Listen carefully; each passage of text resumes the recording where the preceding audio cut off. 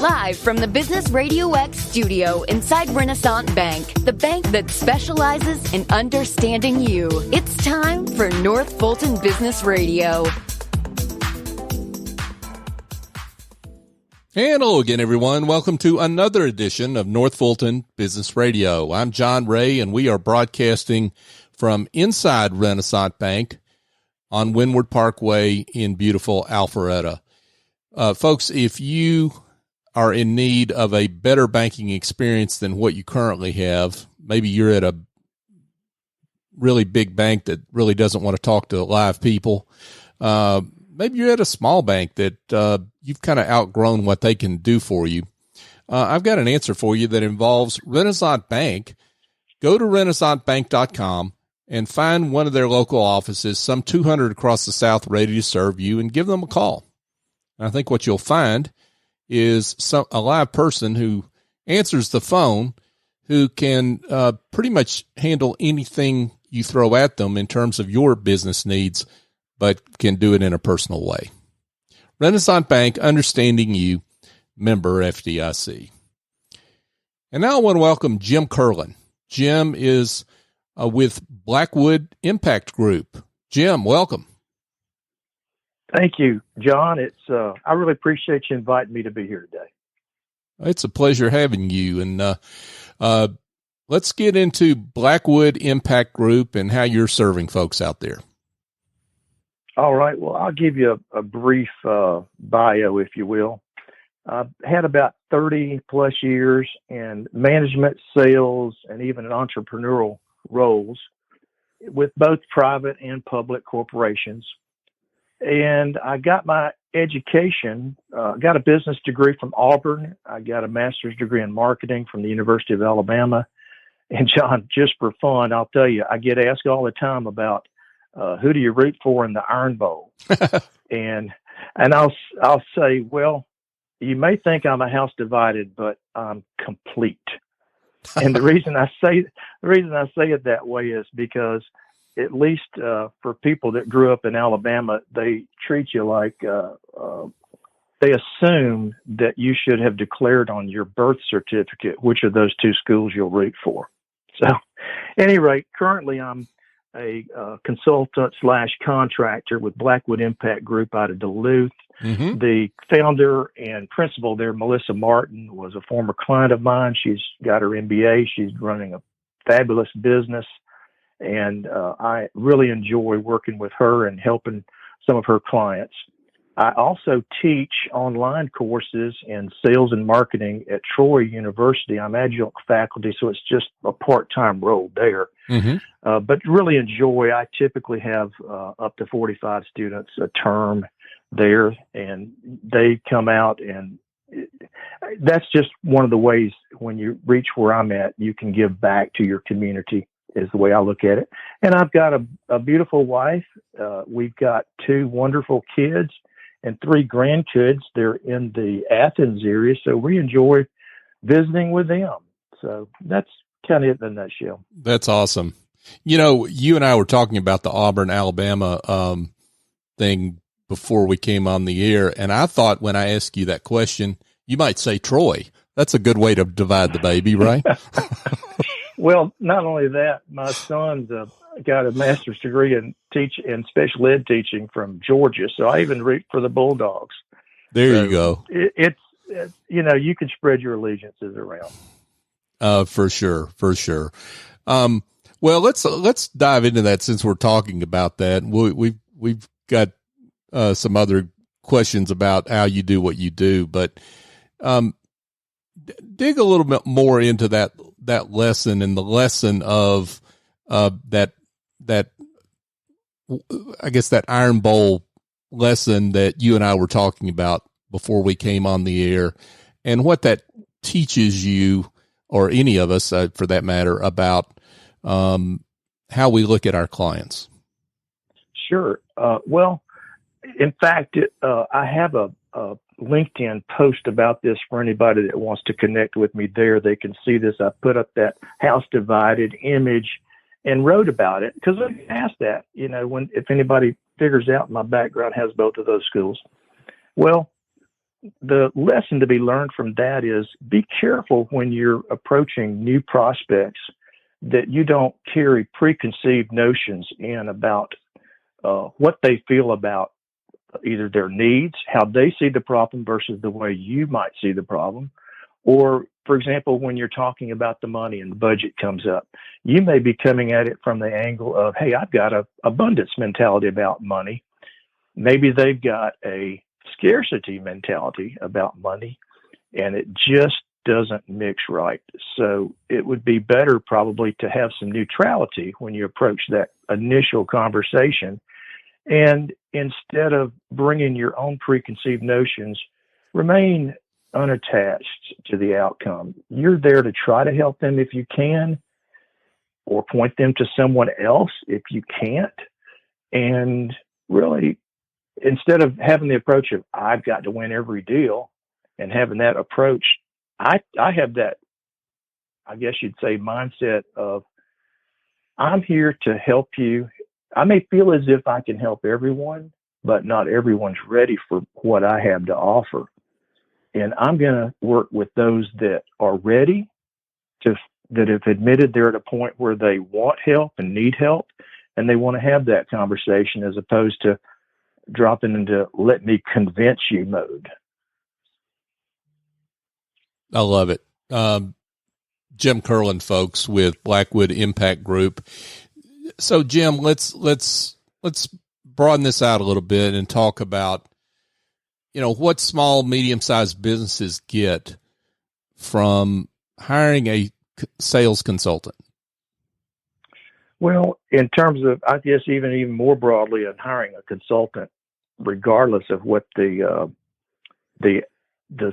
service level or what that person brings to them, I would say when you've got a small business, whether you're just starting as a solopreneur, an entrepreneur, or even you've got a small group put together, a lot of times you don't have amongst your staff, the owners and the people you've hired, everything that you're going to need. It's just not in your wheelhouse. You don't have certain aspects that you need to bring to bear. That's one place that the consulting can help, is helping them in the areas they don't have. The other problem there is they usually have a blind side. You've heard the phrase, you don't know what you don't know, right? And unless they have somebody that can have a neutral third party observation of what they've been called in to look at, that person may not realize, hey, your strategy is not aligned right with what your goals are, blah, blah, blah, things like that. They need to choose what to reach out for help. They usually have to prioritize it. You just can't say, I've got these 3 things, I'm going to tackle them all. They're going to have to prioritize some things there. That's an area that a consultant can help them with in terms of, let's do this first, and then we'll do these other 2 or 3 things. The other thing, too, that it will help them is, even for the owners and things that they do have in their wheelhouse, it will help them sharpen the axe, so to speak. They'll get better and more professional development by using a pro. I use the golf analogy. Even the people in the top of their game in golf, do you think those guys have hired a coach? You think they've got them helping them with their putting, for example? You bet they do. For sure. Now, I'm just curious here. We'll get into the specifically sales in just a second, but what do you recommend, or how do you recommend a company that's decided, yes, we need a consultant? How do you decide who's the best choice? I mean, because there are lots of folks out there make a lot of claims. How do you decide who's the best? Well, if you're that business owner, I would say, first of all, we all know people do business with people they know, like, and trust, right? Mm-hmm. And the things that usually come top of mind, think about how you buy, for example, anything. You're going to go with, first of all, somebody that you're aware of. So if that person hasn't done the search engine optimization or anything to where they can be found on the internet, chances are they're already out of the hunt, because the person who's looking for that kind of help can't find them. So from a marketing standpoint, that's the first thing that's going to have to happen. For the person who wants to be found, if you will, the consultant that wants to be found. So assuming that you're in that mix of those that they know about, then they're going to start looking at the trust factor. And the more they know about you or can find out about you, I know you just, for example, did an interview with our mutual friend, Greg Burkhalter, personal branding expert, right? Yep. Well, as he would say, people are going to look online and make determinations about you, about what they see and understand and what they resonate with, if you will, about that person. So that's going to guide their decision making. And even more importantly than all of that is going to be word of mouth within their network, within their possibly even limited sphere of influence. They're going to know somebody. And that person's either going to have had a good experience with that business or not. And they're going to give a lot of weight to that, just as you would if you were out shopping for any service. Sure. So, Jim, let's get into specifically sales consulting. Maybe the way to come at this is just to address when a business leader knows it's time to invest in sales consulting. When do they know that? Yeah. Well, I would say the first thing is when they see that their sales funnel isn't what their realistic goal is. Now, that's another whole thing by itself. A lot of people early in the business have very unrealistic goals about what their sales should be and what that parabola looks like. How's it going to grow, right? Mm-hmm. So that's one thing. They self-admit that whatever they feel is their realistic goal, it's not being met. So they're looking for answers. Another thing that has to happen at that point for them to realize it is they've got to be willing to admit that they need help. Some people struggle with that. They think, oh, no, I'm great at this. I should be able to pull this off. I just got to work harder. The next thing that usually happens is they have to be willing to discuss, I would say, three things. What's the strategic direction that they're going in? How are they approaching the overall problem? Have they done any assessments of what their existing skill set or the way they're approaching it is? Have they measured it? And do they have a plan for how to address it once they've done that thing? And a lot of people just skip the assessments part and assume, I got this, and they set out a plan. And the problem is they may even have those blind sides going back to they don't know what they don't know.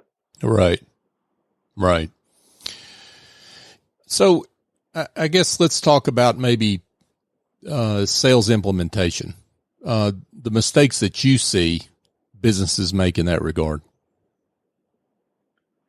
Well, the biggest mistakes I see are, one, they've got little or poor onboarding process. Okay. When they bring in a salesperson, they might just wing it, say, here, fill out your HR paperwork and go ride in the field with our best guy for 2 weeks. And that's it. That is not an onboarding process at all. That's a big mistake they make.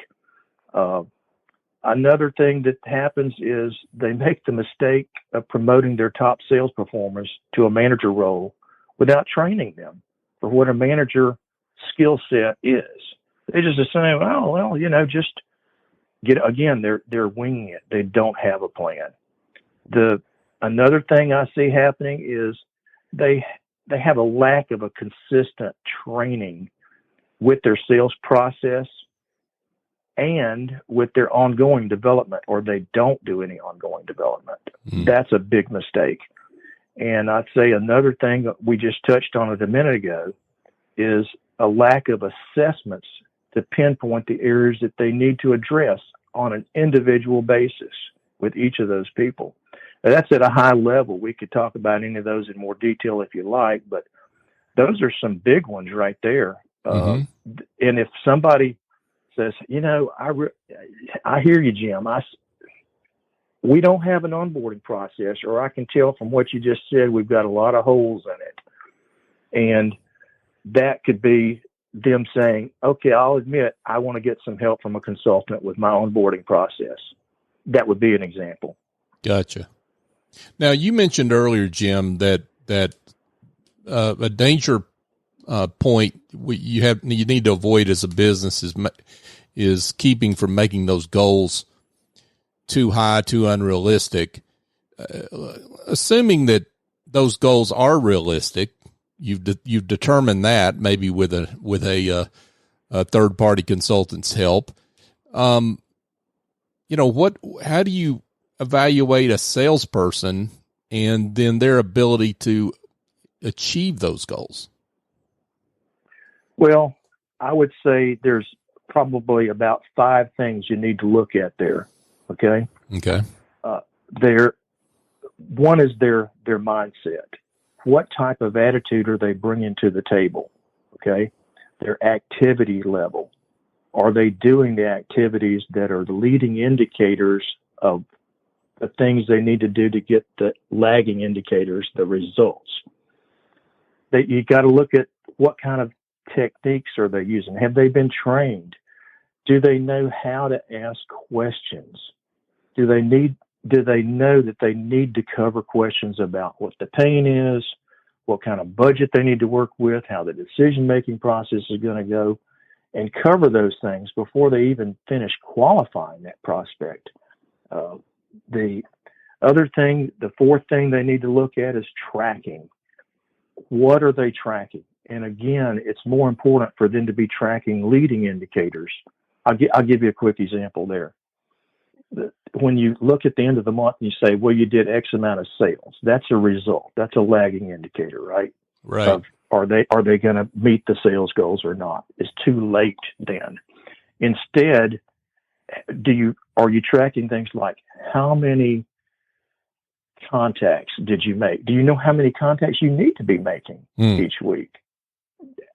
Also, on referral partners, how many calls or networking connections did you make this week to be looking at how you're going to build and find referral partners? And maybe they're getting in a group like Business Networking International or other, this depending on their size, Vistage, and other types of groups where they can work on those things. And the last thing I would say is, do they have that consistent training, the same process that they're following, so that both management and the sales rep are on the same page about what is it we're doing, what are we shooting for here? Mm-hmm. And part of that's that onboarding process we were talking about. But, to dive in a little bit deeper, those are the 5 areas that I'd say that you must be consistently doing those things right to consistently meet your sales goals. For example, on the mindset piece, does this person have an abundance mindset of, I'm not looking at this as like, I'm pointing the fingers to say, I'm blaming the economy. I'm blaming my territory size. I'm blaming some, you name it, external factor, instead of saying, I am responsible for my successes, for my failures, and I'm going to do the things that it takes to get there. Part of it's just, does this person accept personal responsibility for their own actions and outcomes in terms of the activities that they do? Are they using proper time management? And I'll go back to that Eisenhower matrix, that Dwight Eisenhower came up with when he's got this quadrant that's the axis for one side is it important or not important? The axis for the other side is it urgent or not urgent? And staying within that quadrant that is the important but not urgent is where you want to be, so that it doesn't become urgent. When that salesperson has to plan how he's going to approach the week, does he take the time to do that and spend time instead of just jumping into it? And he might or might not hit the things he needs to be working on. So that gets at staying out of firefighting mode, doing those things that are urgent, and not important. I mean, might be important, but now it's urgent because I procrastinated and didn't do something when I should have. And now it's consuming my time more than it should have. That would be an example.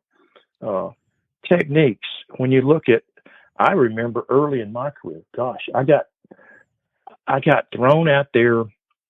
I guess they thought I had the gift of gab, John. Well, don't you? When you think about how business owners, how do they pick their salespeople? They say, "Oh, he talks a lot. Let him go stand in front of these clients and just yak it up." Right. Know? And so I guess I had that. So with that and a little bit of product training, and I can remember a set of Brian Tracy, The Psychology of Selling cassettes. I'm dating myself there. But, so when I was windshield time in the car, I could pop in the tape and try to learn a little bit, and Brian Tracy, don't get me wrong, he's great at what he does. He's one of the greatest sales trainers probably that have been out there. But that doesn't get it right in terms of a real sales training. So I was thrown out there with that type of an approach. And believe me, just having the gift of gab won't get it done. You have to have a coach that can help you learn a sales process that you can analyze the results from. You've got to have somebody that can teach you how to ask the right questions and how to be a good listener. You get those few pieces right, and then a lot of other things will fall into place for you. The tracking we talked about already. Mm-hmm. Are you measuring those things that are the leading indicators? And are you doing something where you're following a consistent training process? Those would be the keys there. I hope I didn't spend too much time there. No, I mean, all that was so rich. One thing that strikes me I need to ask you, since you teach sales and marketing to young people, is, and you mentioned your experiences as a young salesperson, can sales be taught? I mean, yes. I guess maybe I ought to absolutely. Yeah. No, absolutely. Okay. It's not, it's that old question, is it an art or a science, right? Yeah, right. And sales is, I guess you could say it's both, but I'll qualify that this way, okay? The sales can be taught, and what I'd say is pick the right candidate to be in that sales role. If you've got the wrong person in there, you can have the greatest training in the world, and if their mindset's in the wrong place or they're unwilling to do the behavior and they suck at the techniques, no matter how hard they try, you got to move that person out of that role and find somebody else who's, I'll say, more trainable, more coachable in those areas. And are there certain, you've heard other people say, hire character, you can train the skills, right? Mm-hmm. That way, if you have somebody who's got a positive, continuous learning mindset, and they want to do well, they've got an internal drive. I'm kind of getting into what are the characteristics of the top performing salespeople, right? But part of that is they've got to have an internal drive. If they don't have that, you can't coach that into them. Yeah, that makes sense. And I guess what I'm hearkening back to is what you said about, the person who hires you because you've got the gift of gab, or hires someone else because they've got the gift of gab. And what that gets back to an old stereotype, right?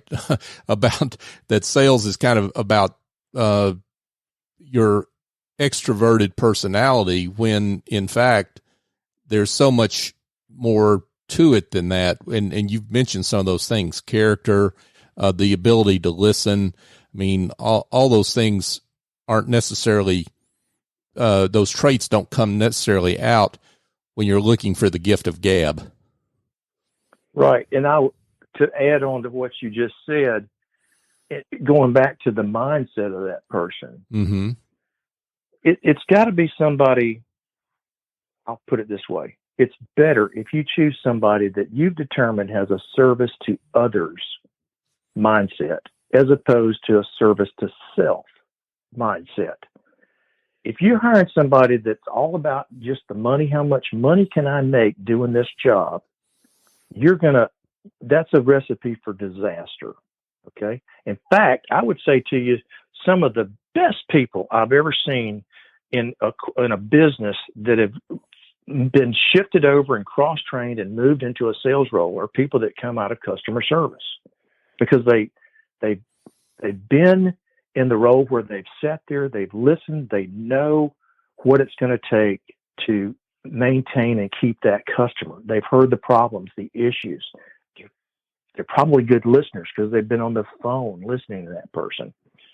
And then you take that and you put them out in a sales role, and what are they going to do? They have that service to others mentality about, I'm here to help you solve your problem if I can. And if not, I'm going to get out of your way. Mm.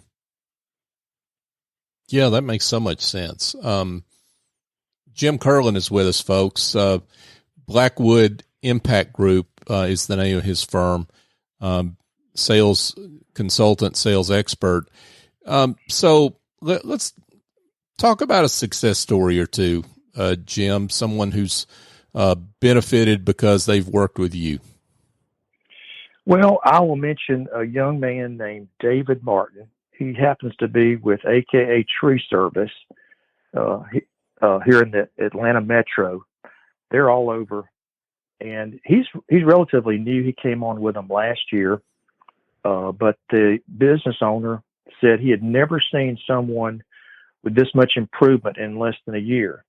And what happened is he had been a former client of mine, and he'd gotten the basics of sales training down and was working with that. He was an entrepreneur. He had his own landscaping business, but now he was shifting and going to work for somebody else. But when he did that, he carried that owner mentality into that business, where he approached his job even as a sales rep as, even though I don't have maybe stock, if you will, in this company, I'm invested mentally to do the best I can and to improve.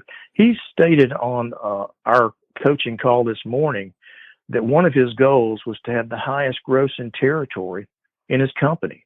Now think about that. He's not only young and energetic and goal oriented, but one of his goals is, I want to be the best in the highest gross in territory in this company. He was in a new industry, had to learn a lot of the industry jargon and things like that. But let me tell you, he has that mentality of consistently wanting to improve. I'll be saying something and I say, well, how about this? How are you doing on that? He says, well, I've got that down. And then he'll quickly add, but I can always be better at it. That's just coming words out of his mouth. That's the mentality he's coming with. Now in June, even though he normally does over $100,000 in sales for his company, way ahead of quota, he doubled that. He more than doubled that in the month of June. Yeah, they had a few storms that helped, but he'd already sowed to reap what he did for that particular month, because he'd already been into the neighborhoods and had conversations with some of the people that were there, and the influencers, like not necessarily the head of the homeowners association, but maybe that homeowner that put the newsletter out on Facebook about, hey, this company did a great job for us. And so everybody's calling and say, hey, I need your help. So those things don't just happen. It took hard work to get there. He showed a 40% quota increase over the previous year. And right now, this year, he's going to be in the upper 100,000s for his own income. He's on track for another 42% growth this year. So I love having a client like that. And he came back to me, called me up last July and said, I want to go back and continue some personal development. I'm paying you to be my coach. And so we started in August of a year ago, and his results, there's an example of the success, because there's an example of somebody who, unlike his peers in the same company, is not waiting for somebody to pay for his training. he's doing it on his own, and it's more than paying tenfold in his commissions as a result of that. Don't you just love that kind of a success story? Oh, absolutely. That's awesome. And now that raises the question, do you work with individual salespeople? Do you work with companies? Talk about your services and the kind of offerings that you provide in your consulting, Jim.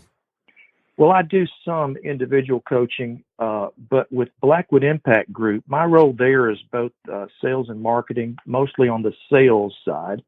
And what typically might happen, we want to work with people within their budget and within the scope of the needs that they want worked on, and not the things that we want to push on them, if you will.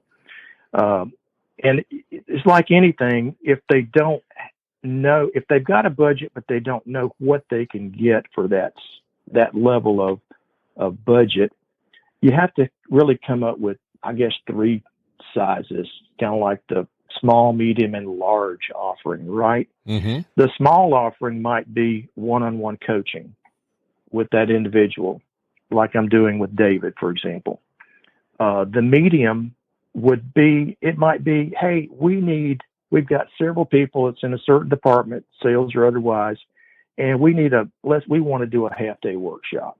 Mm. We want you to come in or remote in and lead us on, I don't know, communication skills, for example, would be one that really works across any type of business to help improve internal communications for that person, for that group internally within the company, and more importantly, externally with their customers. The large offering in my case, might be a 10-hour spread across 2-day workshop on sales basics. We've done this successfully where we've customized the content to be, after going in and consulting with that specific business, finding out exactly what they need. I'll give you an example. We had a client that had to roll out a first responder offering that they created, new product. It was for AT&T, and they needed these 25, 30 call center salespeople trained on a sale because they'd been on the receiving end of inbound calls. And although they did some ups, they really didn't have the basic skill set needed to be making outbound calls and calling into those businesses that they were going to need to get that product launched. That was an example of doing a 10-hour, 2-day workshop just to get people shored up on what are the basics of what are we doing here in terms of sales. Wow, lots of great work here. Jim Kerlin is with us, folks, and Jim is with Blackwood Impact Group. Jim, this has been great, and I can't imagine that there aren't some folks that, hearing some of what you've had to share, would want to be in touch. So let's give them your coordinates. How can they be in touch with you? Well, I would suggest to them that they go to the website and see there to help get them started. It's BlackwoodImpactGroup.com. And if they want to connect with me personally, or just start getting some, I guess you'd say, see what I'm putting out there in terms of tips and suggestions on LinkedIn, go to Jim Kerlin. That's Kerlin, and you'll find me. I'm the first one there on LinkedIn with just that name. So be glad to connect with you there. And if you want to have a conversation, you've got some phone numbers and ways to reach me there. Terrific. Jim Kerlin, Blackwood Impact Group. It's been a pleasure. Thanks so much for coming on the show. Thank you, John. Hey, folks, just a quick reminder that we enjoy the services of SC Escobedo and Office Angels here at North Fulton Business Radio. They work with us and do a lot of great work. And what they do is help us focus on the best parts of our business, what we really need to move the needle in our business, and not have to deal with administrative tasks, bookkeeping, all the other things that can drag you down if you're an owner. Now, if you're being held back in your business because you're focused on the wrong piece of it, then my suggestion is go to officeangels.us and check out their services. But better yet, give Essie a call. Essie Escobedo, she's the chief executive angel over there. And just explain what your problem is, what you need help with, and she'll be glad to help you. 770-442-9246 is her phone number. And tell her I sent you. She'll be glad to hear from you. Folks, just another reminder as we wrap up the show here, North Fulton Business Radio is on all the major podcast apps. We're coming up on show number 400, folks, and we're excited about that milestone. But we couldn't have done it without you and your support, and we appreciate you, our listeners. And here's what my ask is of you, if you would. If you haven't subscribed to the show, please do that. But give us this 5-star review. And I'm not asking for me or Business RadioX. I'm asking for great guest business leaders that we've had on the show, like Jim, who do great work. They do splendid work, and they deserve to be found. And you supporting the show in that way helps folks that are searching out there find the show and potentially find these folks like Jim and use their services. So if you could help in that regard, we'd greatly appreciate it. So for my guest, Jim Kerlin, I'm John Ray. Join us next time here on North Fulton Business Radio.